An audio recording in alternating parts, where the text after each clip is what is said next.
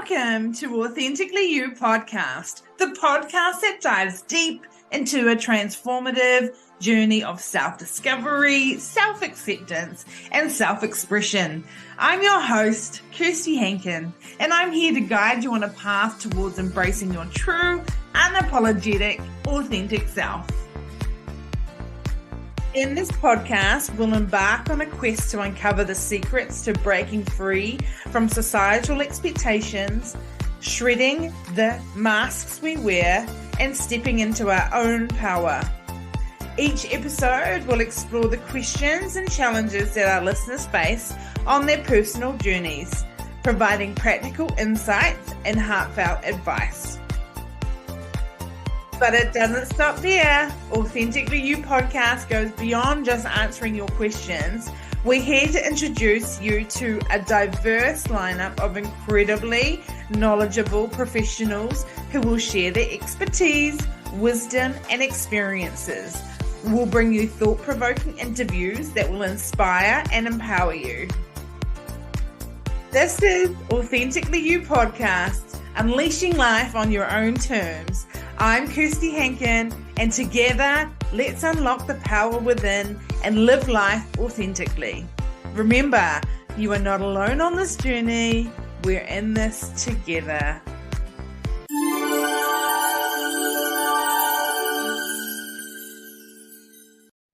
Hello, and welcome to Authentically You Podcast. Welcome today, and I'm very excited to have the beautiful Alix with us. Alix formerly worked in fashion in New York City for 15 years and turned wellness coach after becoming certified in integrated nutritional health, yoga, and her very own personal healing. Her focus is on autoimmune disorders and empowering holistic healing through the mind, body, and self-connection. That sounds incredible, and it sounds like you've had an incredible journey, Alix. Welcome to the show. Thank you. I'm so excited to be here. And yes, it has been a journey, but a rewarding one at that. Oh, I bet it has. Any journey sort of has good rewards, doesn't it? But tell us about the journey. Where did it start from fashion? Well, from the very beginning, my journey started in childhood. I did have a very, not extremely, but quite a bit of a traumatic childhood growing up. Watching little things about, arguments, things like, limiting beliefs being bestowed upon me, hurdles that I didn't know that I was going to carry with me through life, about narcissistic behaviors, from parental figures and things along those lines. And I didn't realize how many negative things that I was absorbing as a child. And it only kind of continued. Since I was not aware of it, it continued to stay with me throughout, schooling, high schooling, and then what followed me to college, where I did go to college in New York City for fashion, which was, New York City is brilliantly great. I love it, but it is very dense. It's very stimulating. There's isn't much room to kind of quiet your mind and take a look inward and see how things are going. So it was very distracting. So I moved a lot through different situations that were rather harming to my body. I wasn't aware of foods I was eating, the sugars that I was having, what my, the toxins that I was taking in from the environments of the cities, all that type of external thing, and how it was affecting my body.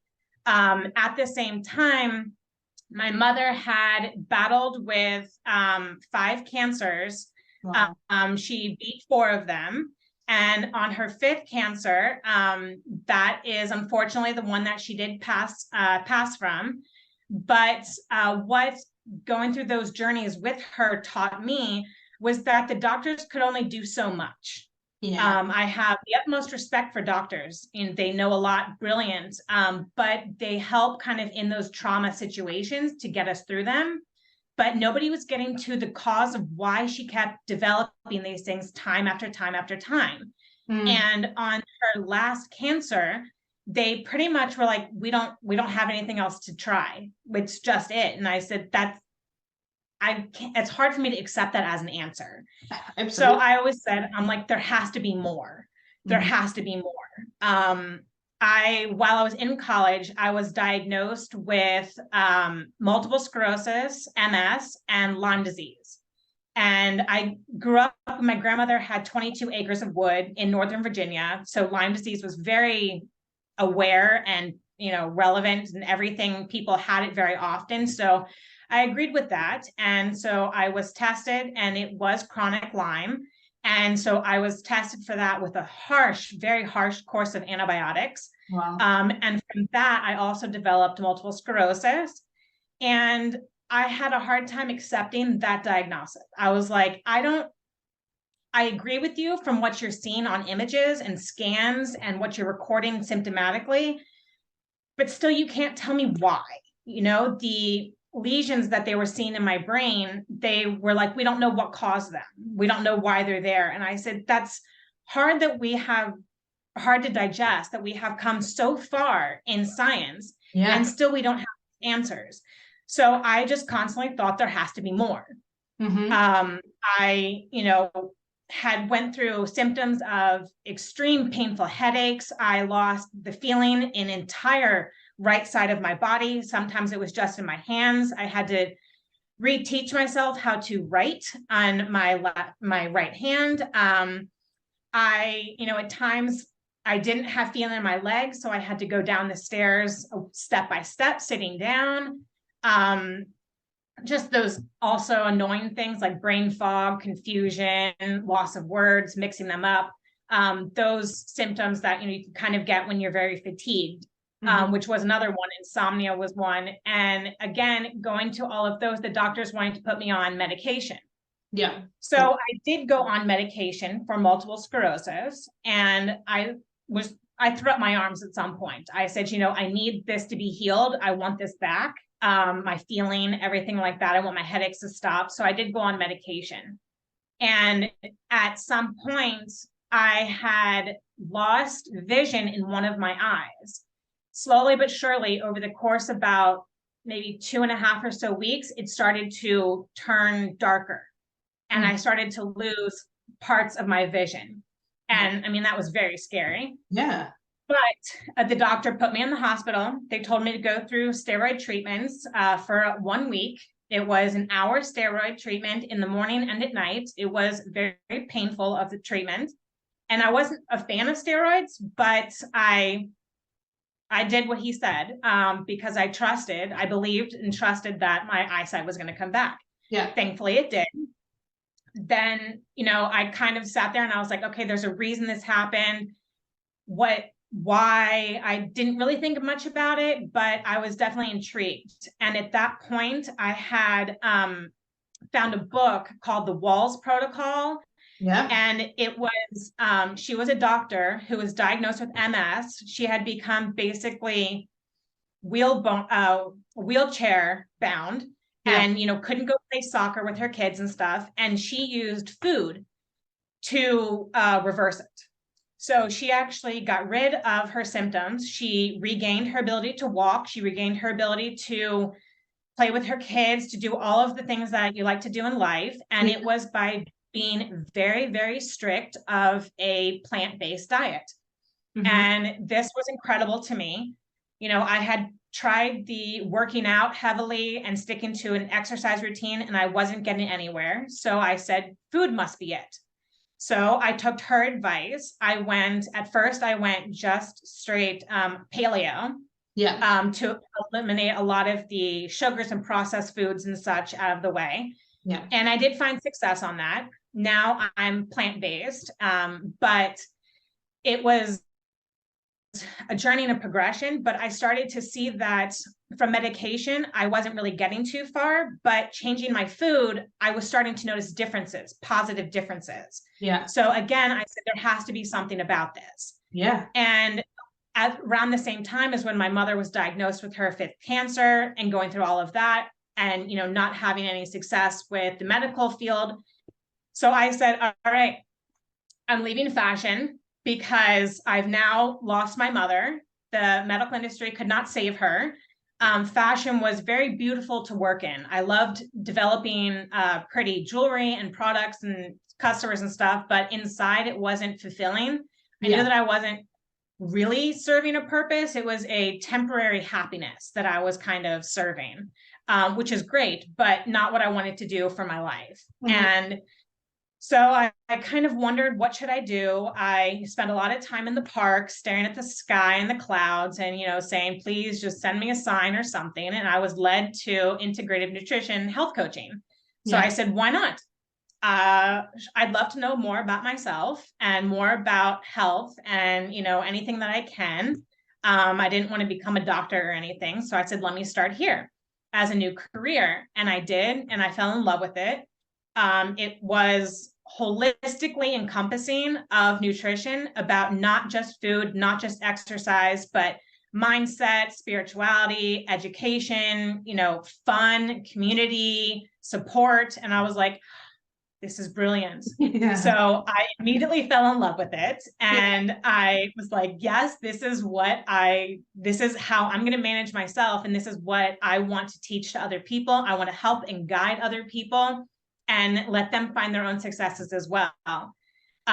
So I studied and became certified with health coaching. And also at the same time as that, which was kind of hard of a schedule to maintain, but I decided for some reason, I was not really a yoga person before, but in my mind, one day my brother asked me, what do you want to do? And I said, I don't know, just quit my job and become a yoga teacher. And not doing any yoga, I wasn't even sure how to do the poses and what the poses were called, or asanas, what they were even called, but I decided to sign up for it for a really great place in New York. And so I got in there, I got certified in Vinyasa yoga, and I went on to go do other certifications in other types of yoga, because I just absolutely fell in love with how you were able to connect with your mind and body while doing mindful movements. And it was fascinating to me that you could move your body in a certain way, and if you were able to quiet your mind, you could actually feel the difference about what was happening. You could feel when something was going right or wrong, or if something was a little bit achy, you could also kind of investigate that. And I just loved it. And so I then, studied more about just wellness in general and more than holistic things. And I was like, I need to work with other people to share all of this information. So I think that's a beautiful journey that you've come full circle in. And I think that's where some of the most amazing people come from, is their own journeys, their own research, their own knowledge of finding these things out. And then the even beautiful thing is just going, I need to share this. I know other people are feeling this way. I know other people who are dealing with this. I need to share this information. And it is just beautiful to hear that where you've come, where you are now. Like, what an amazing story to be sharing with the world and helping people. If I could pat myself on the back a little bit on this one, one of my most repeated success stories that I do tell people is that the second time I lost vision in my eye, it was a different eye this time, but I said, I don't want to go back on steroids. There has to be another way. And I was in health coaching school. So I said, okay, I'm going to pay attention to what they're giving me, what they gave me the first time, why steroids are helping me, how they let me regain my vision, and how can I do this without medicine? And I said, I'm in health coaching school right now. There's so many resources that we have. Food is apparently so important. So how can I link these together? And I did get my vision back the second time. Unfortunately, there tried to be a third time that my vision wanted to go away. And I said, no, I'm not doing any steroids this time. I'm doing solely food. And I looked up, steroids reduce inflammation. I learned that I was losing my vision because the nerve that connects from my eye to my brain was so inflamed that it was basically cutting off communication. And so that's why I wasn't able to see. So I reduced, all the bad things going into my body. I increased antioxidants, anti-inflammatory foods. I changed my diets. Even though I didn't like some of the foods, I forced myself to eat them, because the palate will change after time. You just have to give it a little bit of trial periods. And without medication, my vision came back within 2.5 weeks. Wow, 2.5 weeks. And so that's when I literally thought, I was like, oh my gosh, this is magic. I just did magic on myself, and I need to shout this from the rooftop. You do. That's incredible. Definitely pat on the back. Wow. Thank you. Wow. I know. I'm like, if I may, but yes. Yeah, that's massive. What made you, I mean, I know what you've been through, but what has been the main why did you want to really get so deep into it? And I think because I knew that I always knew there was more. Yeah. I'm like, this is not the way we're supposed to live. I feel this way, but we're not supposed to feel this way. And I don't compare myself to anyone, but I am aware of other people. And I'm like, well, why can they have that and I'm getting this? Yeah. And if they can do this, if they can find healing success stories, then why can't I? And so it really came down to just taking an interest in myself and going after with a very dedicated mindset of, I'm going to figure this out. I'm going to talk to people. I'm going to look things up. I'm going to watch movies, read books. I'm going to do all these things, because one thing leads you to the next.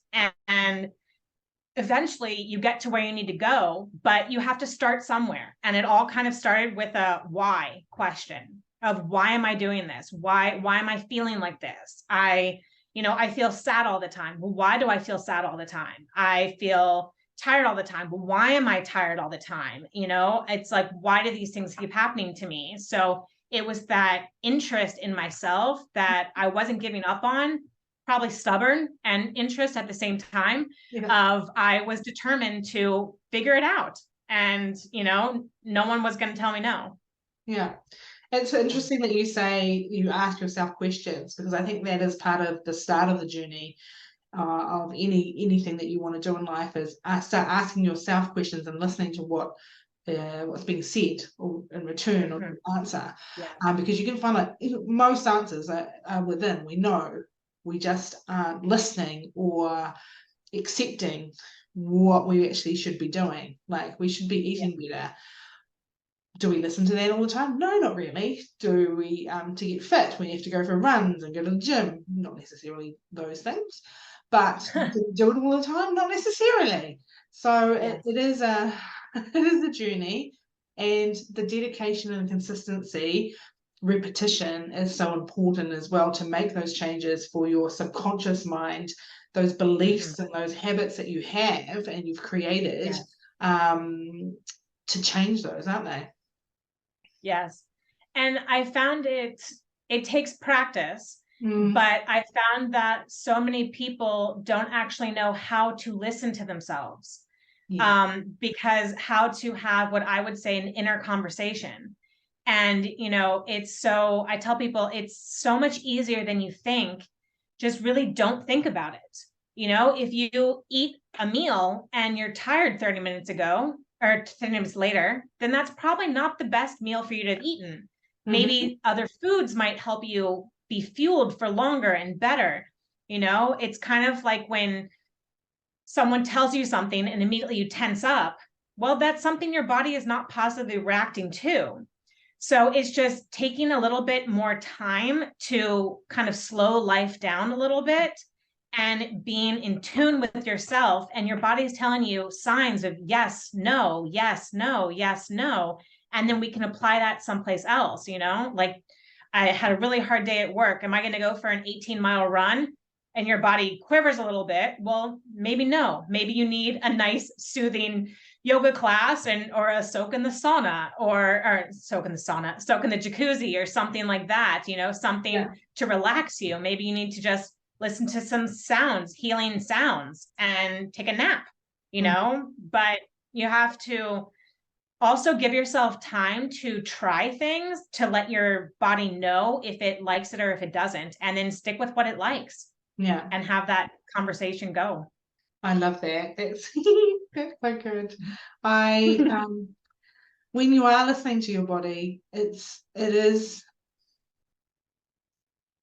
I think everyone can listen to their body when there's big things. So when, for example, I don't know, if they see a person walking into a store with a balaclava on, your body will go, huh? And have that. Mm-hmm. That's the sort of thing that you need to be more conscious of the littler, huh? Right? Yes. Yes, And exactly. it takes practice. You just be conscious of it and make those adjustments and listen to your body. I love that. Yes. What age were you when you started listening to yourself and into your inner self? I would say, so I just turned 38, and I would say that it wasn't until about like 30, 31, when I was kind of in the depths of my symptoms that were popping up, that's when I really started to put more faith in myself and where I was going to investigate. And that's where my inside journey kind of started, of learning to trust my intuition. Yeah. And when I trusted my intuition, it kind of told me, that doesn't sound right. I don't think that's the answer for me. Or no, I don't think that's the person I should be listening to right now. They might have great words of advice, and I can keep them as, little seeds or nuggets to recall later. Yeah. But they're not the one that I'm going to take and move me forward. So that's when I really started to get in touch with my intuition. And I was like, there might be something to this. And it kind of just grew from there. Oh, I love that. Intuition is such a beautiful thing to tap into. And we all have intuition. It's just a matter of if we're actually listening to it, right? Yeah. It's very quiet. I heard one time, and I love to repeat this, that intuition is quiet. It's like a little whisper, but fear is loud. And those are the repetitive thoughts that you hear of, you can't do this, you're going to do this, it's going to mess up if you do this, or stop doing this. That's fear and anxiety and those negative thoughts that are trying to come in your mind and, change whatever you're doing. But your intuition is like hey, go this way. Or, hey, you're doing a great job, keep going. It's a very quiet whisper. So if we're not able to find ways to quiet our mind and keep the loud noises out of it, then it's hard to hear those whispers. So what you're saying is to integrate meditation or yoga to really help with that mind. Anything that's going to help you connect with your mind and body. Yoga, yes, it's great. Meditation is wonderful. And there's so many types of meditation. I thought you had to be the cross-legged, hands, like this, sitting there in front of a Buddha statue type of meditation. And it's not. I first got into meditation when I was running on the treadmill. And I realized that when I was running the treadmill, that my mind was wandering. But wandering in a sense of questioning, not like compiling my grocery list, but it was kind of either quiet or kind of a, I wonder, or and it was leading me to other things that had me start the questioning levels within myself. And I had said to one time to my mother, I was like, Mom, it's just weird because when I'm on the treadmill, my mind's just so it feels more still. Like the stress of the day just went away. She's like, that's meditation. And I'm like, what do you mean? So, you can do mindful meditation, something like that, just focusing on things, going out, staring at the clouds. That's a form of meditation. I love to watch the flame of a fire and, just light a fire, watch the flames flicker around and dance. And that's a form of meditation. So there's so many different types.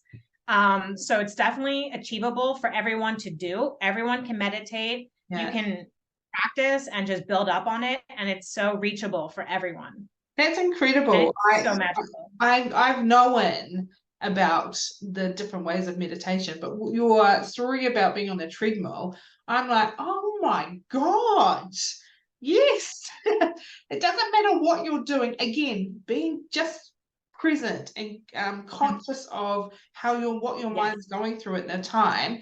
If it's doing that, oh, I wonder about this. That's interesting. I should try that. That is the universe talking to you, giving you insights and ideas, and that, meditating. So you need to really take a moment and find out where in the world you do this, and that will be your meditative place where you get that information. Oh my gosh, you just blew my mind. Yay, I love that. Yes. So how authentic do you feel right now, from when you were a little kid to now? How authentic do you feel, and do you think there's more to come? There's more to you? I mean, on a scale of 1 to 100, I feel 100% me. Authentically, everything about me. From a scale of where I came from as a child, it's night and day. As a child, I questioned myself. I listened to other people's opinions. I did things. I was people pleasing. So I did things for other people, not for myself. So I didn't really honor my likes and dislikes. I didn't vocalize things. I was very stuck in a type of mindset that wasn't really serving me. And through my lessons and teachings myself and learnings, I have just been able to adjust those over the years, shed what wasn't serving me, and really just kind of hone and build up what was serving me. So when I found something that worked, I just did it. And then maybe sometimes it didn't work anymore and I had to change and do something else, but I already had a starting point. So that's how I kind of live my life now. I also do use a certain tool. It's called the wellness wheel.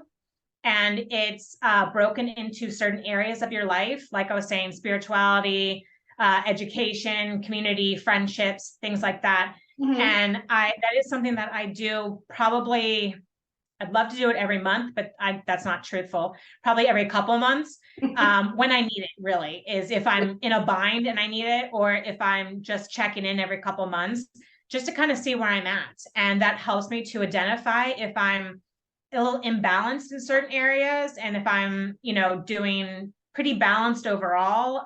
So that kind of keeps me in harmony, basically. So what's a wellness wheel?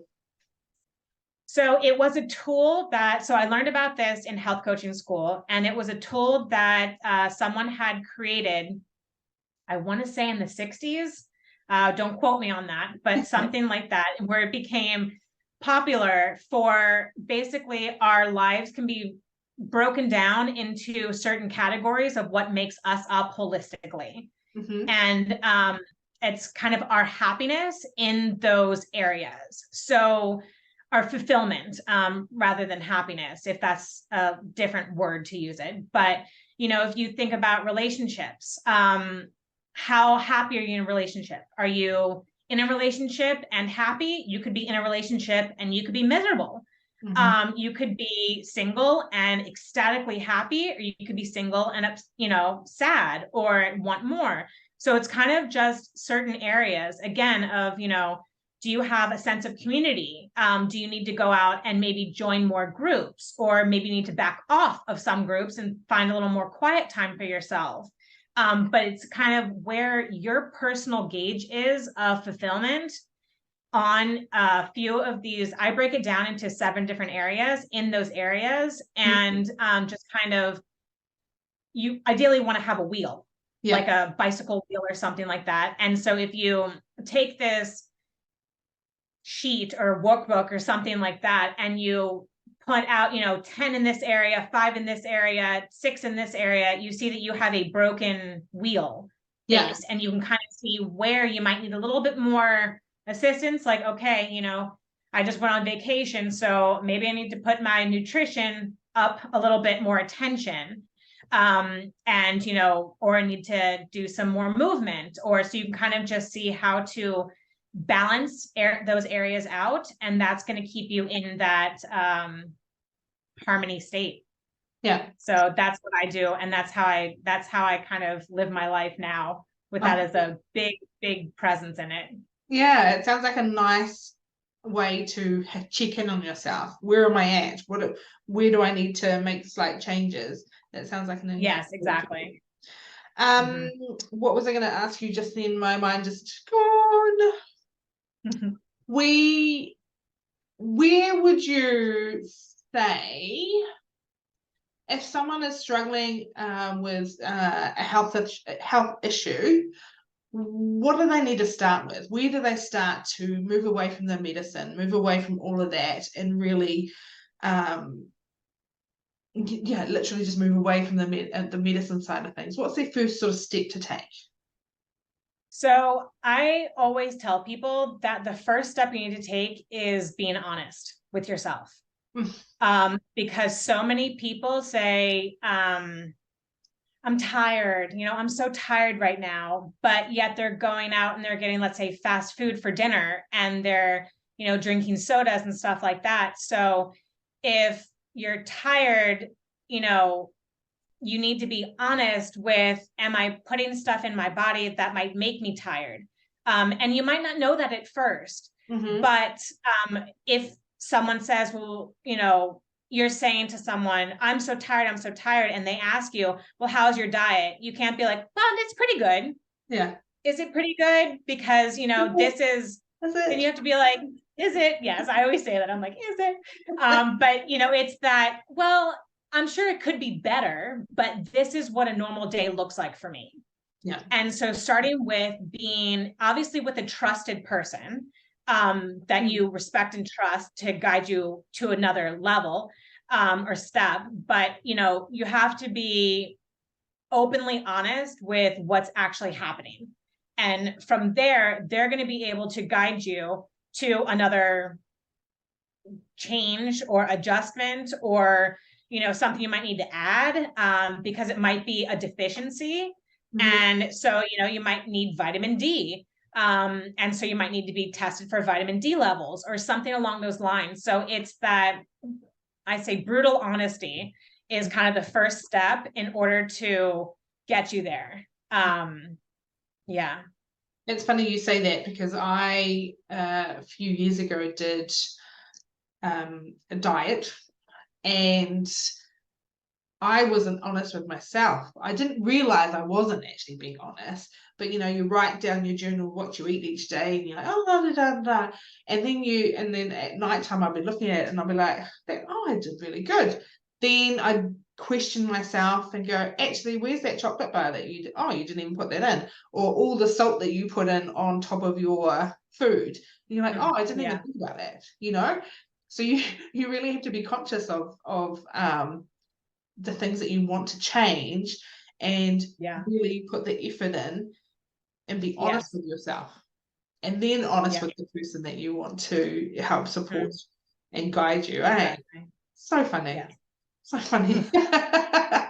We really need to take accountability with ourselves, don't we? With everything in our lives, not just our health, but our love, education, our children, you know, everything in our life. We have to take accountability, and we have to get in control of it, because we can.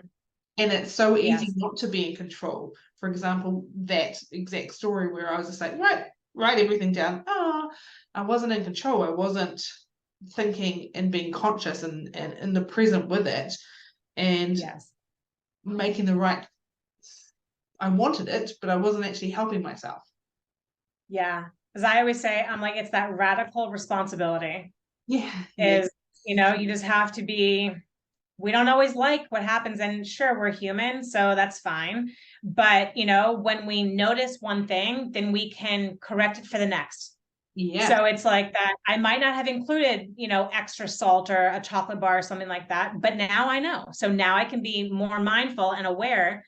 So I can, maybe I need to write things down as I eat them. Maybe not, you know, maybe you're over writing things down, and you can be like, okay, You don't need to be that detailed on it or something along those lines. So it's that, exactly like you said, that accountability, that responsibility that you have to yourself, in order to do the best we can.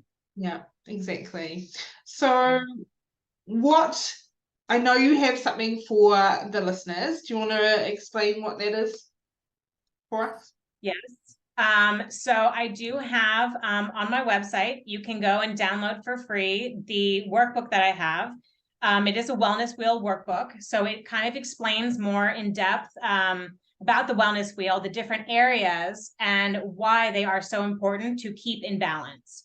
And then there is a little worksheet that, you can print out as many times as you'd like to, for, making your own wellness wheel to see where you're currently at. And see, maybe, do you, need adjustments anywhere, or are you doing great? And if you are or not, you're doing great regardless. But if there's things that could help out, or maybe you need to back off on something, so you can see where you're at the moment. With that, how do we not be so harsh on ourselves? How were you not so harsh on yourself and your journey? I was at first. I am a recovered big fan of self-shaming myself. Yeah. Being too hard, to expecting perfection, getting frustrated with myself if things didn't work out. But I really had to learn to kind of let it go. Yeah. And not in the sense of put it out of my mind and forget about it, but it's fine. What's done is done and cannot be undone. And the only thing we can do is take the wisdom that we gain from what happened before and move it with us going forward. Mm-hmm. So if we, come into a room that has broken glass on it, and you walk on it and you step on a piece of glass, yes, it's going to be upsetting, it's going to be mad and everything, but you're going to learn from that. Mm-hmm. And hopefully you do, but if you do, what you learn from that is wisdom that we're able to take with us to now look at the floor before we step into a room. And if there is a room with broken glass, now we can be like, I've been down this road, I'm not going to do it again. Yeah. So we know how to correct ourselves, or just to try something different and see how that one goes. So everything's going to be trial and error, and life is going to ebb and flow. So what worked for you yesterday might be a different feeling for you today. Years are going to change you, life is changing, everything like that. So it's an ever evolving process. Yeah. But you can't be so hung up on the past, because that's going to create more anxiety for you in the future.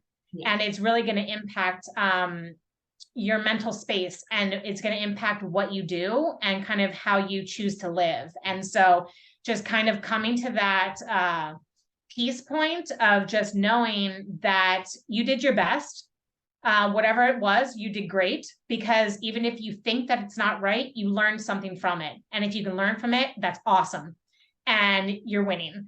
So you did a great job, and you're doing a great job. And just, it can always be another choice, because every second of every day is a choice, and you can always change the last one you made.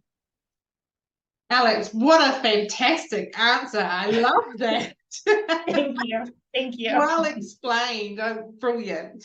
So if anyone wants to work with you, how can they get it? How can they work with you? So the best way to work with me is right now, kind of just getting in contact with me. Go ahead and send me a message. My Facebook page, I believe you're going to put a link in somewhere that's going to be able to be accessed to my Facebook page. And from there, you can write me a comment if you want. I'll answer that, or send me a message. You can also, if you want to send me an email through my website, which is www.wellnesswithalix.com. So you can send me an email through there. But Facebook will be a little bit of a quicker reply time, because I'm on there a little bit more frequently.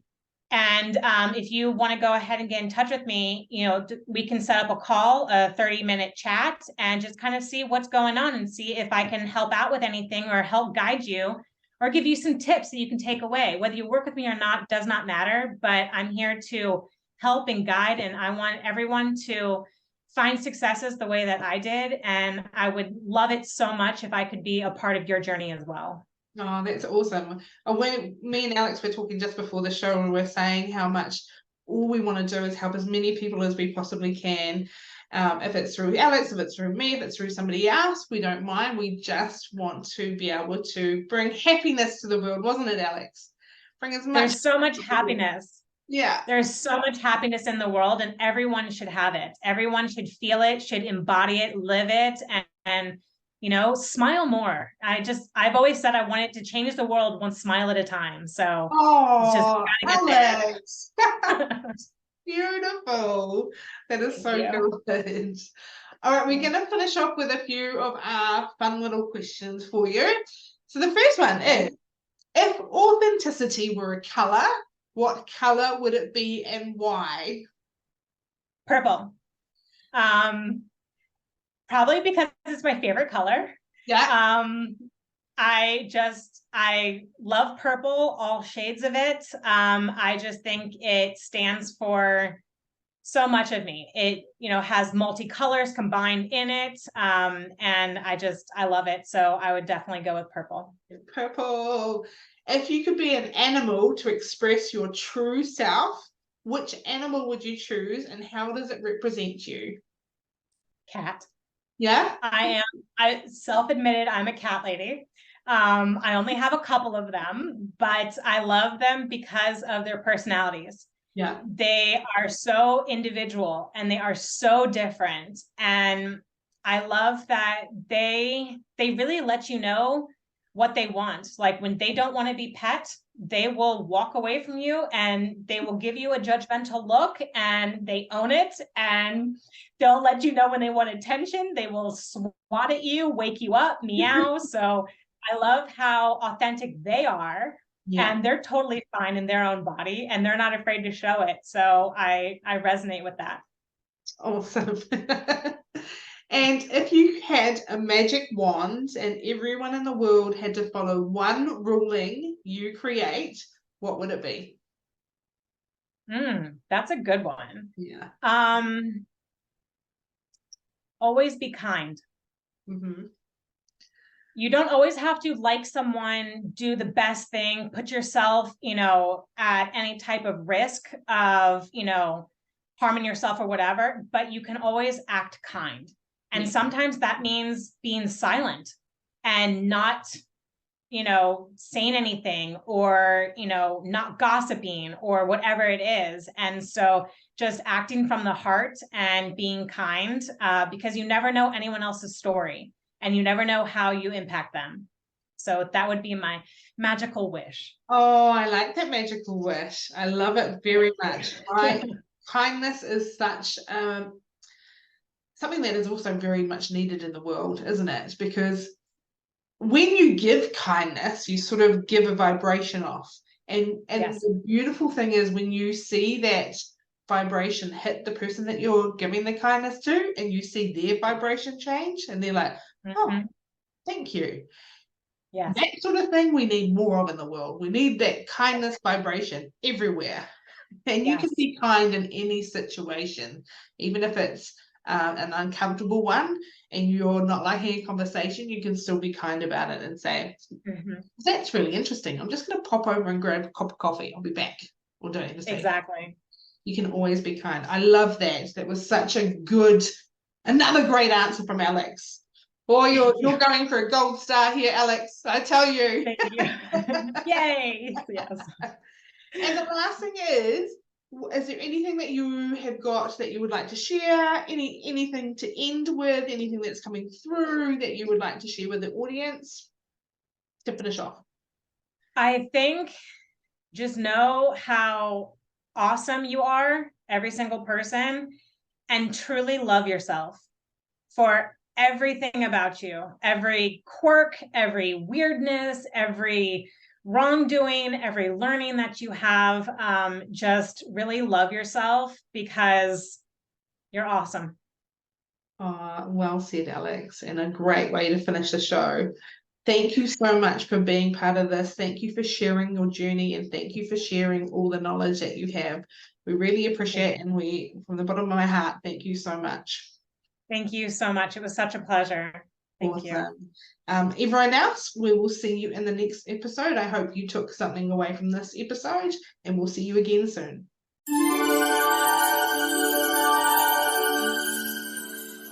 Thank you so much for joining us on today's episode of Authentically You Podcast. We hope you enjoyed the conversation and gained some valuable insights. If you'd like to stay connected with us, don't forget to subscribe to the podcast on your favorite platform and follow us on social media. You can find me on Instagram and TikTok at Kirsty Impact Coach, or Become Authentically You on the Facebook group. We'd love to hear your thoughts, feedback, and ideas for future episodes. Feel free to drop us a message or leave a review. Your input means the world to us as we continue to grow and improve. Remember, living authentically is a journey, and we're so glad and grateful to have you with us on this path of self-discovery and personal growth. Until next time, always remember to be true to yourself, embrace your uniqueness, and live life unapologetically, because you are truly remarkable just the way you are. This is Kirsty, signing off on the Authentically You podcast. Take care and keep shining bright.